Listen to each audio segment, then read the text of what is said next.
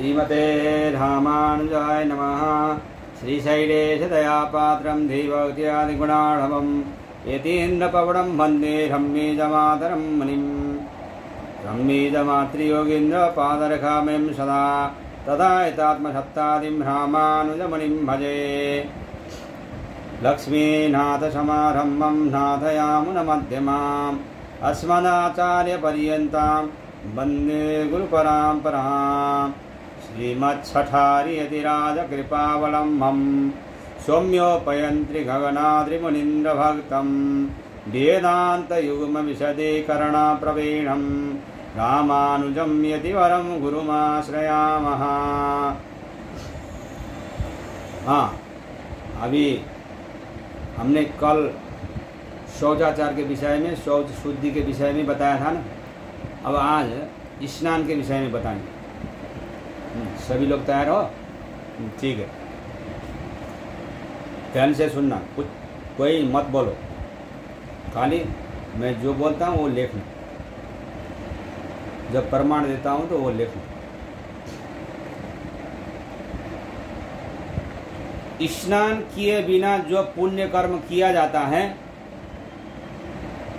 वह निष्फल होता है, उसे राक्षस ग्रहण कर लेते हैं, बिना स्नान किया हुआ कर्म को।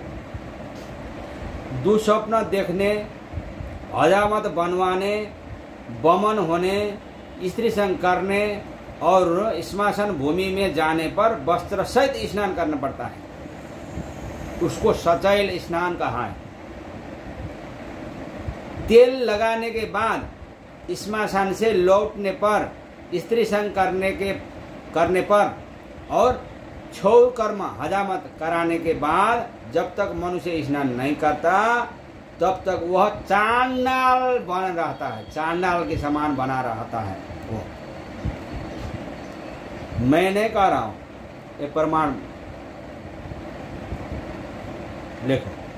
बहादुर स्मृति 69 लघु व्यास संहिता 1:7, बृहत पराशर स्मृति 2:93, स्कंद पुराण ब्रह्म चातुर्मास्य खंड 1:24, मार्कंडेय पुराण 34, 82, 83, अग्नि पुराण 157, 34, बृहत पराशर स्मृति 8:271, विष्णु स्मृति 22, पराशर स्मृति 12:1, चाणक्य नीति 8:6। ये सब शास्त्र का प्रमाण है। यदि नदी हो तो जिस ओर से उसकी धारा आती हो उसी ओर मुंह करके तथा दूसरे जलाशयों में सूर्य की ओर मुंह करके स्नान करना चाहिए। कुएं से निकाले हुए जल की अपेक्षा झरने का जल पवित्र होता है, उससे पवित्र सरोवर का जल होता है तथा उससे भी पवित्र नदी का जल बताया जाता है। तीर्थ का जल उसमें भी पवित्र होता है और गंगा का जल तो सबसे पवित्र माना गया है, बताना ही क्या है। दूसरों के बनाए हुए सरोवर में स्नान करने से सरोवर बनाने वाला का पाप स्नान करने वाला को लगता है, इसीलिए जब सरोवर में जाके, पुष्करिणी में जाके स्नान करते हो तो उस समय में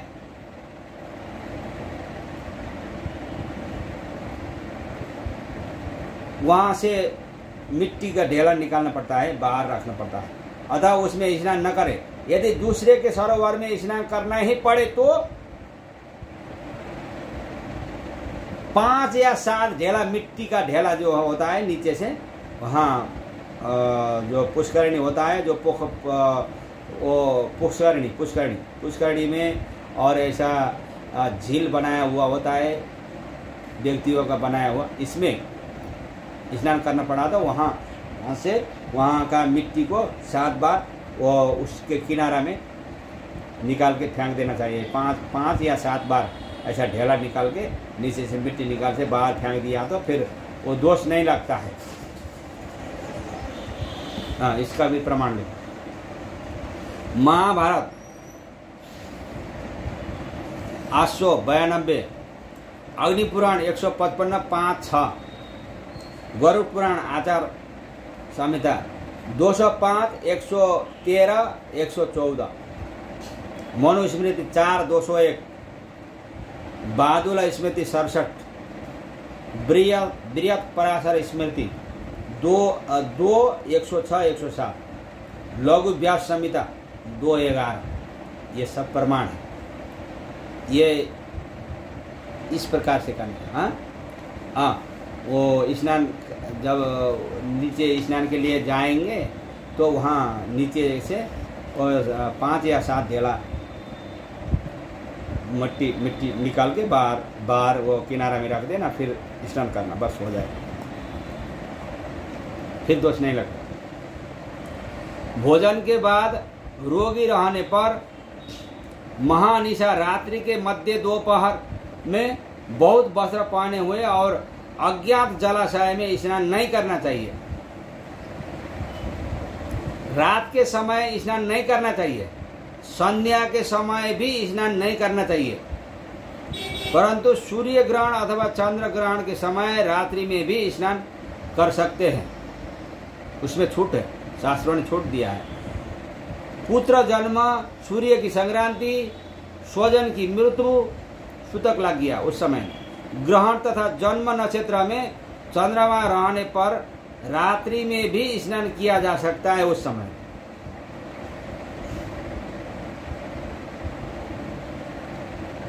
हाँ, इसका भी प्रमाण ले। गरुड़ पुराण आचार संहिता 96 58, स्कंद पुराण ब्रह्म धर्म 6 94, वामन पुराण 14 79, मनुस्मृति 4 129, बौधायन स्मृति 2 3 52, विष्णु स्मृति 64,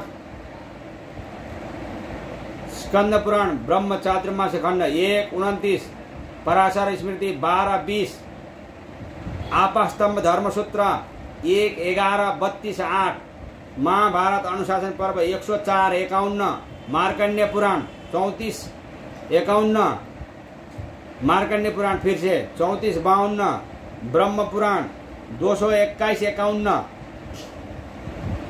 वामन पुराण 14 53, गरुड़ पुराण आचार खंड 205 116। बिना शरीर की थकावट दूर किए और बिना मुख धोए स्नान नहीं करना चाहिए। स्नान से पहले मुख धोना चाहिए। अगर थकान है तो वो थकान को थोड़ी देर विश्राम करके फिर करना चाहिए, स्नान करना चाहिए। सूर्य की धूप से संतप्त व्यक्ति यदि तुरंत बिना विश्राम किए स्नान करता है तो उसकी दृष्टि मंद पड़ जाती है और सिर में पीड़ा होने लगती है, सिर दर्द होता है। इसलिए जब सूर्य के किरण से तप्त हो गया है, धूप में बैठा है ज़्यादा, तो फिर आके छाया में रहना चाहिए, कुछ समय आराम करके फिर जब पसीना सूख जाए फिर स्नान करने को होता है। कांच के पात्र से निकाला हुआ जल कुत्ते की मूत्र के समान अशुद्ध होने के कारण स्नान और देव पूजा के योग्य नहीं होता है। उसकी शुद्धि पुनः स्नान करने से हो जाती है। कांच के जल, कांच के पात्र होता है, उसमें उससे जल नहीं निकालना चाहिए, उसमें रखा हुआ जल भी यह अपवित्र होता है। नग्न होकर कभी स्नान नहीं करना चाहिए, कहीं भी, किसी भी अवस्था में। इसका भी प्रमाण है। चरक संहिता सूत्र 8 19, नीति वाक्यामृत 25 28, प्रजापति स्मृति 118, पद्म पुराण स्वर्ग खंड 55 65, मनुस्मृति 4 45, कूर्म पुराण 16 65, बौधायन स्मृति 2 3 51, विष्णु स्मृति 64, कूर्म पुराण उत्तरखंड 16 57, पद्म पुराण स्वर्ग खंड 55 57, सुश्रुत संहिता चिकित्सा 24 100, चरक संहिता सूत्र 8 19, स्कंद पुराण माँ को 41 157, महाभारत अनुशासन पर्व 104 67, महाभारत अनुशासन पर्व 104 51, अग्नि पुराण 155-22, विष्णु पुराण 3-12-19, वामन पुराण 14-47। ये प्रमाण स्नान के लिए। स्नान करने के समय में इतने सारे नियम होते हैं, ये सब पालना करना चाहिए। पुरुष को नित्य सिर के ऊपर से स्नान करना चाहिए, सिर से ही स्नान करना चाहिए। पुरुष सिर को छोड़कर स्नान नहीं करना चाहिए, सिर के ऊपर से स्नान करके ही देव कार्य तथा पितृ कार्य करने का योग्य होता है। देव कार्य पितृ कार्य करने चाहिए, खाली यहाँ से नीचे स्नान करने से नहीं होता, पूर्ण रूप से स्नान करना पड़ता है। बिना स्नान किए कभी चंदन आदि नहीं लगाना चाहिए, तिलक नहीं लगाना चाहिए, खाली मुंह धो के ऐसा नहीं, स्नान ही करना चाहिए। रविवार, श्राद्ध, संक्रांति, ग्रहण, महादान, तीर्थ, व्रत, उपवास, अमावस्या, षष्ठी तिथि अथवा आशौच प्राप्त होने पर मनुष्य को गर्म जल से स्नान करना चाहिए। जो दोनों पक्षों की एकादशी को आंवले से स्नान करता है उसके सब पाप नष्ट हो जाते हैं और वह विष्णु लोक में सम्मानित होता है। प्रमाण लिखो इसका। वामन पुराण 14-53, सांडिल्य स्मृति 2-57, मनुस्मृति 4-82, महाभारत अनुशासन पर्व 104-125, मार्कंडेय पुराण 34-53, ब्रह्म पुराण 221-52, बृहत पराशर स्मृति 2-112, शिव पुराण रुद्र सृष्टिखंड 13-10-11, पद्म पुराण सृष्टिखंड 62-7, महाभारत अनुशासन पर्व 104-51-52। इतना सारा शास्त्र पुराणों ने इस प्रकार से विधान बताया है।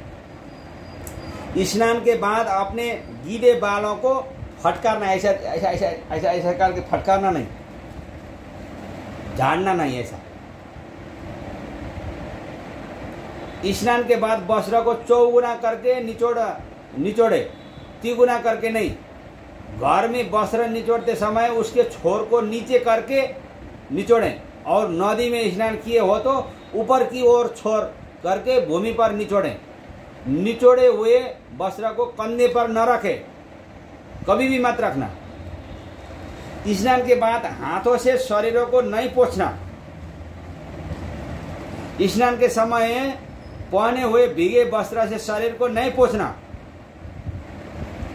ऐसा करने से शरीर कुत्ते से चाटे हुए के समान अशुद्ध हो जाता है, इसीलिए नहीं पोंछना। इसीलिए वहां स्नान करके वो वस्त्र को कंधा में ऐसे न रखना, नहीं तो फिर पुनः स्नान करने से ही शुद्ध हो जाता है, अन्यथा नहीं, वो अपवित्र ही रहेगा।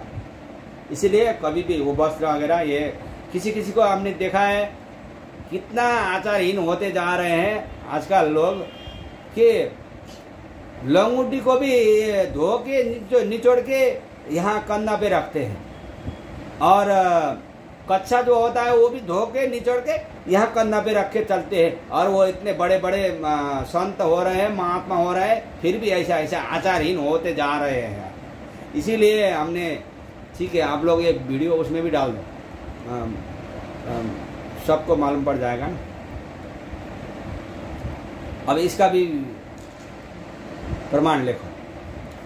लघु हरित स्मृति 4-33, विष्णु पुराण 3-12-24, मार्कंडेय पुराण 34-53, ब्रह्म पुराण 221-52, वामन पुराण 14-54, स्कंद पुराण महाको 41-162, विष्णु स्मृति 64, नरसिंह पुराण 58-72, चरक संहिता सूत्र 8-19, धर्म सिंधु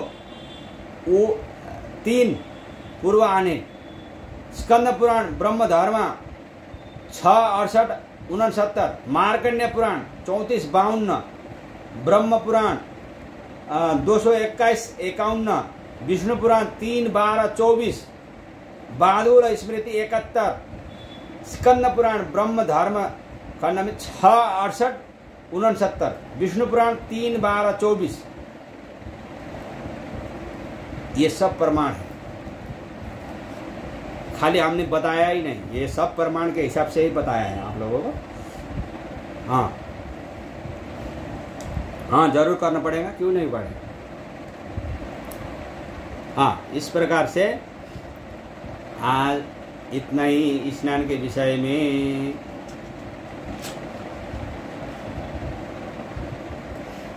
हाँ, राधे गोविंदा राधे गोविंदा श्रीमन्नारायण राधे गोविंदा राधे गोविंदा राधे गोविंदा श्रीमन्नारायण राधे गोविंदा राधे गोविंदा राधे गोविंदा लक्ष्मी नारायण राधे गोविंदा राधे गोविंदा राधे गोविंदा वेंकट नारायण राधे गोविंदा राधे गोविंदा राधे गोविंदा वरदराजा नारायण राधे गोविंदा राधे गोविंदा राधे गोविंदा रंग नारायण राधे गोविंदा। जय श्रीमन्नारायण। आज इतने।